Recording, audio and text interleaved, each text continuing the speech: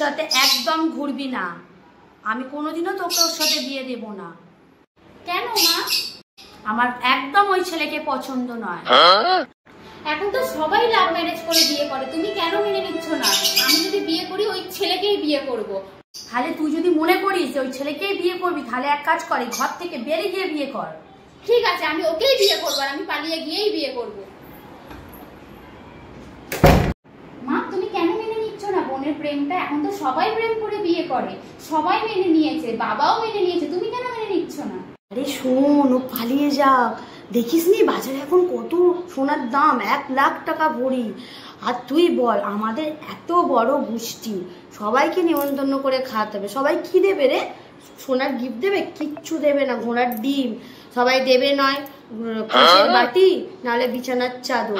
তার থেকে ভালো আমরা ওই টাকাটা রেখে আমাদের ঘরটা ফিনিশ করব, বুঝলি তো?